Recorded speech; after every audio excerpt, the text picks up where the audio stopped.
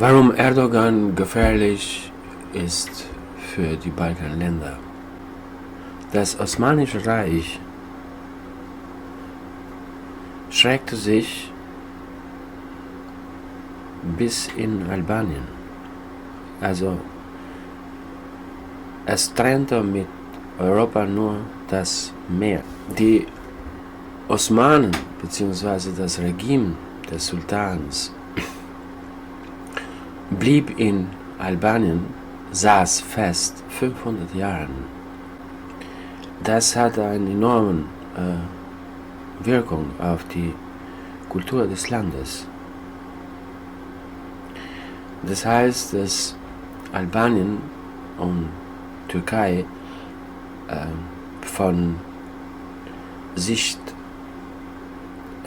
der Kultursicht her haben viele Ähnlichkeiten, weil die Kulturen haben sich ausgetauscht. Die Sultanen, die lange Hierarchie der Sultanen, brauchte auch selbst bei denen, die sultanischen, die osmanischen Reich führten,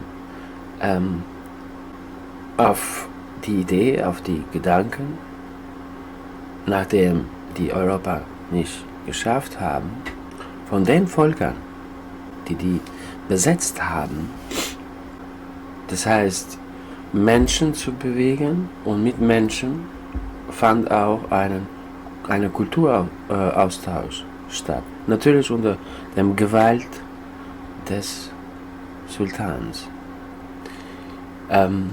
So saßen in Istanbul nicht nur Türken, sondern auch aus das ganze Osmanische Reich Mitglieder. Also es wurde Platz gemacht, auch für Menschen aus diesen Ländern. 1981, laut der damaligen albanischen Konsulat in Istanbul lebten in Türkei 9 Millionen Albaner, mehr als in Albanien und in Kosovo zusammen. In 500 Jahren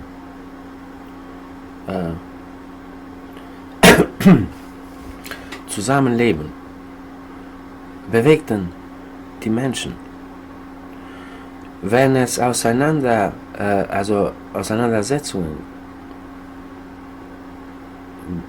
gab im Kosovo oder bis in Albanien hinein mit serbischen Einheiten, sind die Menschen geflüchtet von deren Gebiete aus dem Teil Albaniens, Ostteil Albaniens, die im Grenze mit Makedonien sind. Und viele davon sind dann wieder nach Griechenland, Thessaloniki oder gegangen. Oder in der Türkei, in Bursa, in allen Städten Türkeis. Mit der Ergreifung des Machtes von Mustafa Kemal Atatürk beendete er auch deren Herrschaft. Aber was in der Zeit geschah, das ist ja sehr interessant zu gucken, ist, dass die Sultanen, um diesen großen Reich erhalten zu können, also es war ein Reich geformt durch Paschalöcken. Also unter einem Paschalök versteht man ein Gebiet, die aus verschiedenen Nationen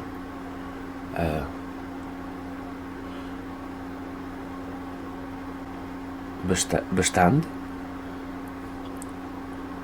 und unter Paschalöcken, unter solche Gebieten, also aus verschiedenen Nationen, die einen Pascha hatten, und der hatte ja zu berichten oder zu zahlen Steuer an den Sultan in Istanbul. Unter denen fand aber eine Konkurrenz statt. Der Sultan selbst war sehr gut interessiert, dass innerhalb seines Reiches ab und zu mal Kriege stattfanden, damit das ganze korrupte System des Sultanen nicht im Stillstand kommen konnte, sozusagen. Erstens das und zweitens die Völker, die unter dem Osmanischen Reich standen, wollten ihre eigene Freiheit. Genauso wollte Albanien ihre eigene Freiheit oder Kosovo oder Griechenland damals, von denen Griechenland profitiert hat etwas früher unter bestimmten Umständen und Albanien blieb unter der Osmanischen Reich bis spät, bis 1912. Selbst nach dem Zweiten Weltkrieg, während der Zeit der Diktatur, wo Albanien so total isoliert war, es gab einen freien Weg zur Türkei. Vielleicht gerade deswegen, weil ein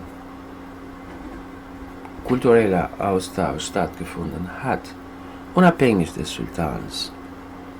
Die Menschen selbst brachten und nahmen mit ihrer Bewegung, ihrer Kultur.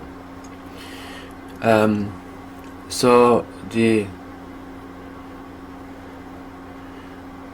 türkische Kultur nach der Befreiung von Sultans und den freien Raum, der auf einmal da war, wo der Korruption sozusagen, dieses hierarchische, eins für alle Mal wegginge,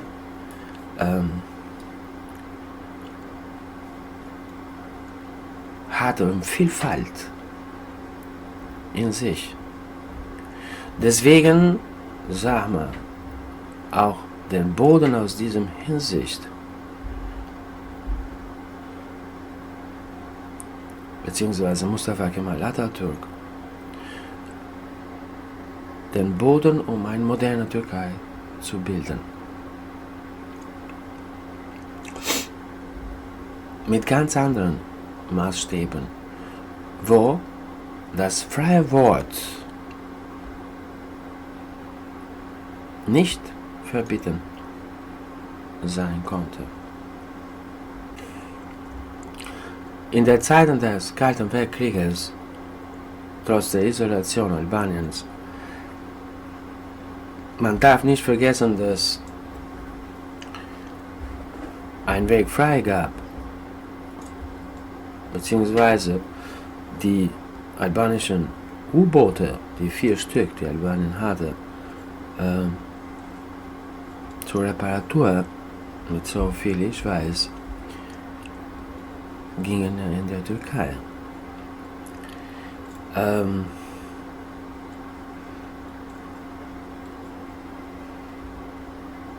Das Kosovo-Problem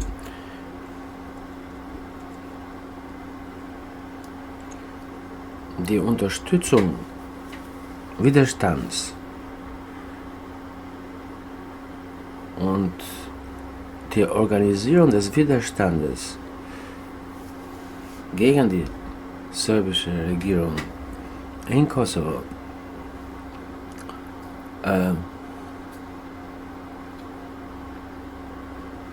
in 1981 die sogenannte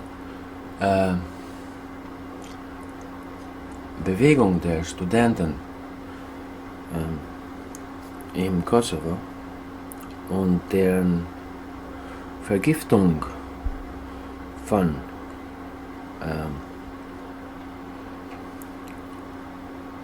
damals UDB, also serbische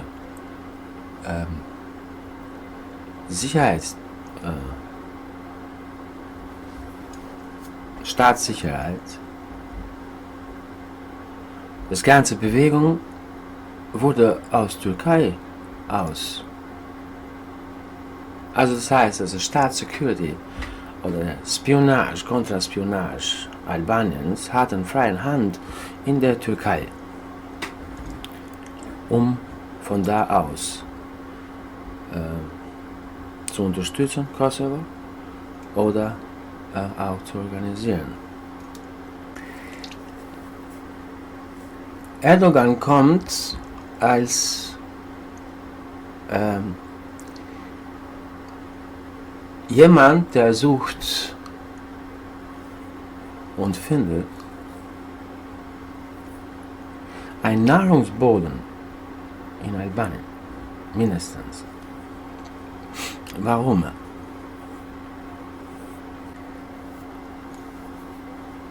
Weil der politische Boden Albaniens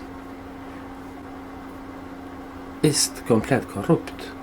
Was bedeutet das? Das bedeutet es seit 1980 oder vielleicht noch früher der Diktator Enver Hoxha, laut auch Filmen auf YouTube, man sieht es, dass er nicht mehr imstande war, den Staat zu führen, also oder sein Reich zu führen, war auch ein Sultan, sondern die Menschen um ihn herum hatten ja die Macht übernommen. Aber da kein Kopf mehr gab, der sagte klar und deutlich, wo es lang geht oder gehen sollte, gab schon damals innerhalb der Führungskräfte in Albanien, die aus ganz Albanien sozusagen aus Norden, aus Süden stammten, Spalterungen. So langsam kamen wir zu 1992 als Albaner, oder 91,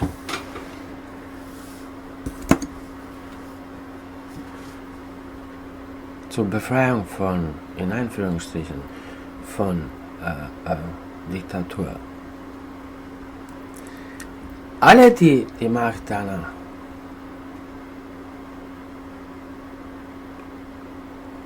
auf einmal hatten, waren nichts anderes als entweder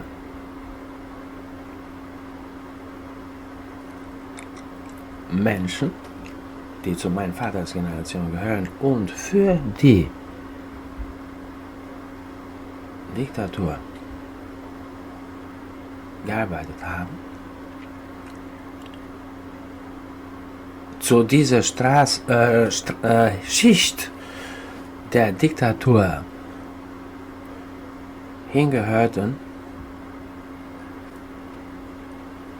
die von das ganze System profitierte oder dem besser ginge als denjenigen, die Mitglieder der Familie im Gefängnis hatten, aus politischen Gründen, und nicht nur verfolgt wurden im Sinne, weil wenn jemand da als Feind des Regimes war, er musste damit rechnen, dass die ganze Familie, die ganze Großfamilie mit Vergeltung von der Regierung rechnen sollte. Also Es gab in allen Parteien sehr wenig von den Menschen, der tatsächlich Dissidenten oder Gegner des Regimes waren. Und selbst nach dem Zusammenprallen des Systems. Und diejenigen, die den Markt übernommen und in Parteien verteilt waren, beschuldigten einander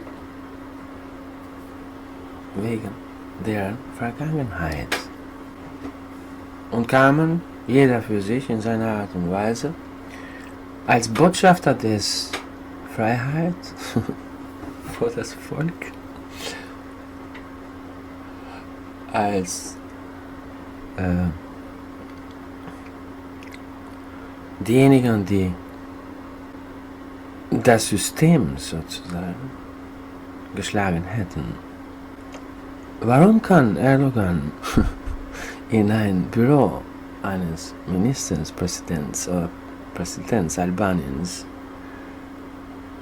reingehen, reinmarschieren, die Figur des Nationalhelden Albaniens runterzuwerfen? Warum? Das ist nur die Frage. Weil es nämlich diese Kräfte, die die Macht übernommen haben,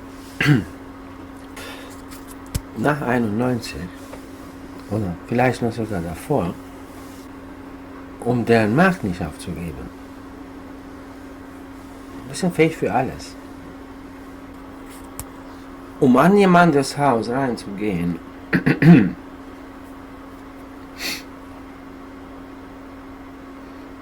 und die Hauptfigur des Hauses, einen gestorbenen Urgroßvater, oder, weil so kann ich das sehen, im Fall eines Präsidenten, Präsident eines Landes, präsentiert ja das Volk. Und da hängt etwas über denjenigen, der da hängt, ein Volk, ein Guthaben an Gedanken hat. Selbst wenn das reines Propaganda des albanischen Staates in Diktatur wäre. Was es nicht ist, weil so eine Figur ist respektiert in Italien, und dafür gibt es ja Dokumente. In der Zeit und nach der Zeit. Mit so viel ich weiß, das Schwert und sein Krone mit einem Reh drauf, Kapro heißt das auf Albanisch, stand in einem Museum in Wien für zig Jahre. Warum hat er so viel Macht? Entweder man hat diese Präsident Albaniens in die Hand, schlechthin, weil er Schulden zum Beispiel haben konnte in der Türkei, oder weil er keinen anderen Weg fand in einem bestimmten Moment und Erdogan hat ihm geholfen.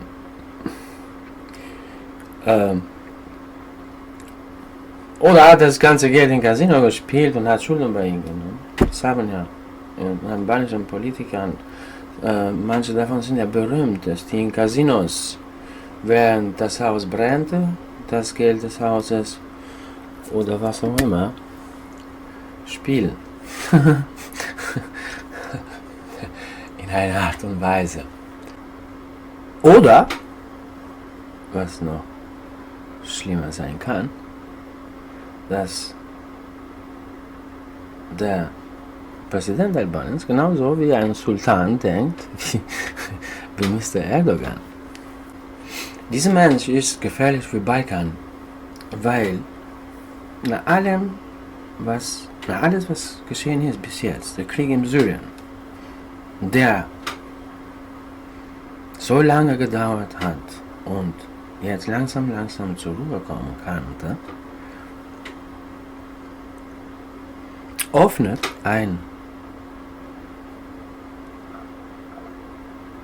mit dem Angreifen im Nordsyrien, öffnet er versucht er wahrzumachen, einen echten Konflikt, und das die Kurdenfrage, die sehr gut nach der Beendigung des Krieges in Syrien man auf den Tisch legen kann oder in Ruhe lassen konnte, dass die Menschen selbst, wie die Türken auch die Kurden, die einfachen Menschen, hätten die Ruhe gebracht und hätten die Lösung gefunden. Stattdessen der Kriegssoldaten. Da kann er aber nicht mehr weiter, weil es nämlich inzwischen, da gibt russische Truppen und der Assads Truppen, also der kann dort sich nicht dehnen. Der Mann hat aber innenpolitisch ein Desaster. Der führt die Türkei langsam in Sumpf, wenn er das nicht schon längst getan hat. Also würde er versuchen, seinen Einfluss auf der anderen Seite, das ist auf der Seite Balkans sozusagen. Die Frage, die ich mir stelle hier ist, wenn dieser Mensch eine Krise hat, eine wirtschaftliche Krise oder finanzielle Krise oder die Interessen der Türkei nicht erfüllen kann, weil es nämlich hat er auch nicht vor, er will nur sein Reichtum bauen. Dafür hat er auch seine Leute, sozusagen, findet er auch Nahrungsboden im Albanien, weil die Politiker ja korrupt sind. Dann wird er sich hier dehnen, wie er sich gedehnt hat. Er hat auch den Zug des Religions, und da ja Albanien und Kosovo so 60%, 70% Muslimanen sind, während der 5 Jahre Zeit gab es auch Religionstausch sozusagen. Nicht nur mit Gewalt, das auch vielleicht am Anfang, aber die Menschen waren untereinander. Und wie 9 Millionen Albaner, die da sind, mindestens 1981, die Menschen haben miteinander geheiratet. Und Religion ist in die Menschen verflochten, drin. So er hat einen religiösen Nahrungsboden, den er sehr gut benutzen kann. Was Religion ist, das inzwischen wissen wir alle. Ob das eine katholische Religion ist oder islamische Religion. Deswegen fand er auch in der Türkei in der modernen Türkei eine starke Trennung, angefangen von den Schulen. Das Religion zu Hause blieb und der Staat war laik. Im Gegensatz zu Albanien, wo der Diktator ein Religionverbot, und das für alle, nicht nur für die Katholiken oder nur für die Muslimanen, sondern er hat es im Grund und Boden geschlagen. Als ich geboren wurde, 1968, waren die meisten Kirchen und Moscheen zerstört. Von meinem Vaters Generation, mit dem Eintreten des Pluralismus erst, und dieses Vakuum, in Klammern, die entstanden ist, in Klammern in Bezug auf Religion, weil Religion kann man verbieten, aber dass die Menschen zu Hause an Gott, an Jesus oder Mohammed, Arabisch oder Lateinisch, auch selbst mit sich selbst, das kann man nicht verbieten. Aber dieses Verbot schafft Hunger. Die Armut des Landes, religiösen Hunger, weil das Armut auf der anderen Seite war, weil das Regime so totalitär war, und man suchte nach einer Lösung mit sich selbst. Und wenn es nicht da ist, mir zu helfen, dann ist es noch schlimmer. Also man klammert als Mensch in extremen Situationen und versucht, eine Hilfe zu finden. So bleibt ja dieses religiöse Gefühl verborgen in sich. Er kommt nicht raus zur Geltung. Und wenn man ein armes Land ist, wie Albanien, nach dem 92, und plötzlich auf einmal tauchen von außen alle möglichen Kirchen, alle möglichen Religionen wie Islam und von der anderen Seite das katholische Glauben, fängt an, die Religion auch wieder zu beliebig zu sein. So, wenn so ein Typus kommt, der korrupt ist und Interessen hat und so unberechenbar und aggressiv ist, kann er im Namen des Religions auch filtrieren oder die Menschen durch die Religion manipulieren. Erstens das. Schlimmer noch, wenn er korrupte Menschen oder aussichtslosen Politiker, die Teil des Regimes waren und ein Desaster drohte, suchen nach Verbündeten, die denen hilft. Und die können sich und ein ganzes Land zur Verfügung stellen. Nur bloß, dass die auf ihren Macht nicht runterkommen. Weil anders ist es unerklärbar. Warum ist Erdogan gefährlich?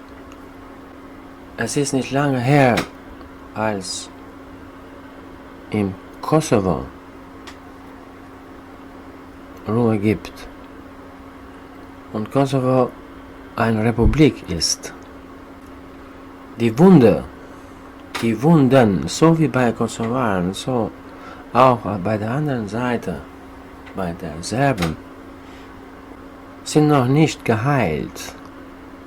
Die lange Auseinandersetzung, kriegerische Auseinandersetzungen, haben Spuren hinterlassen, mit denen man in Ruhe und Stille umgehen sollte.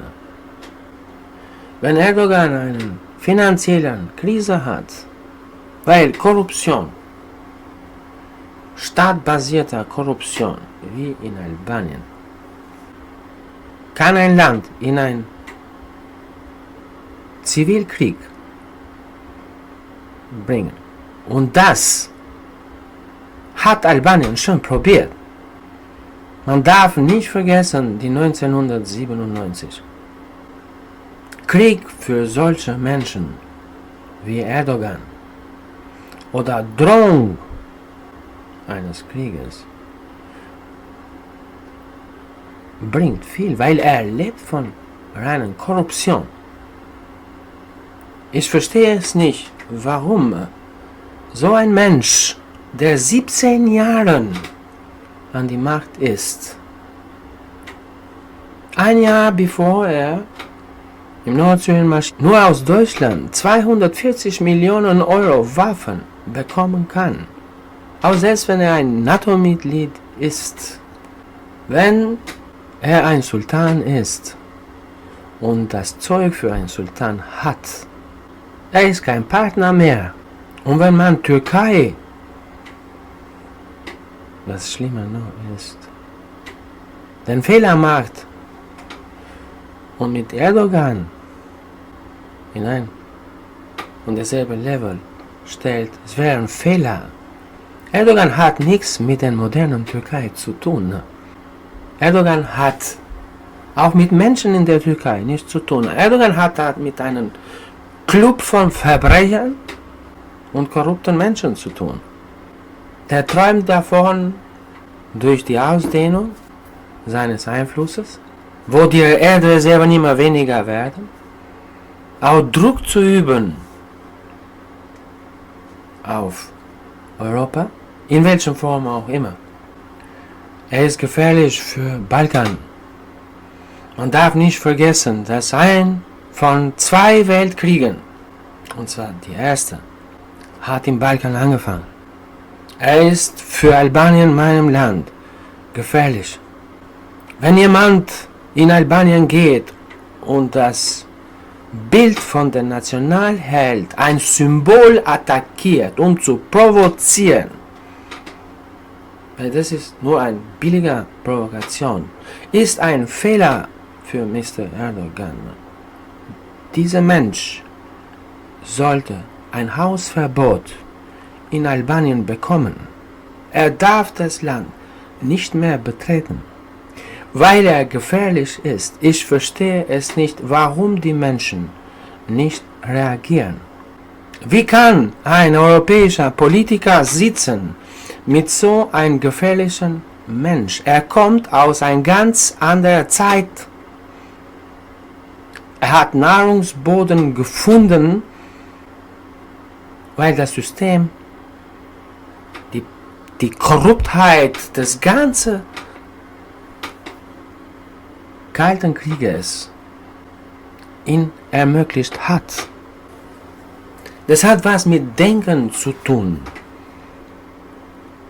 weil es die Generation.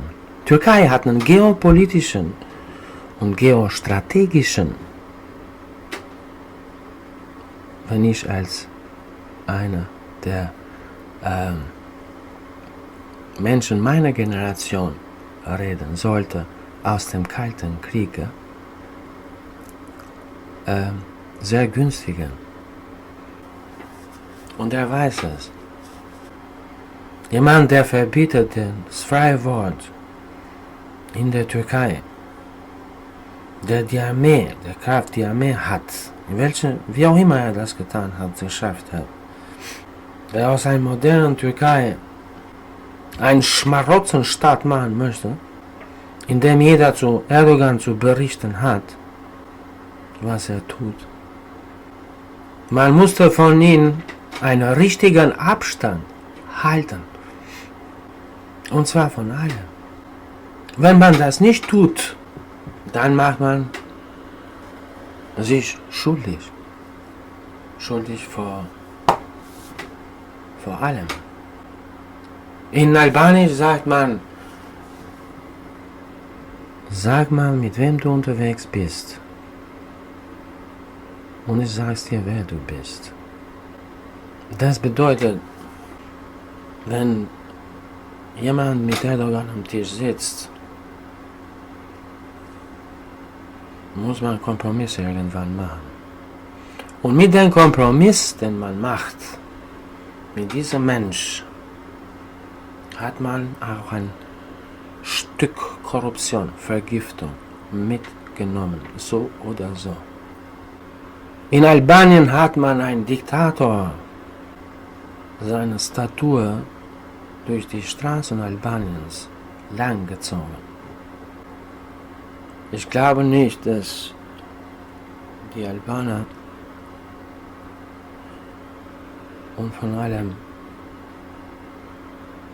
auch die Türken in der Türkei und alle, die da sind, einen Sultan haben wollen morgen.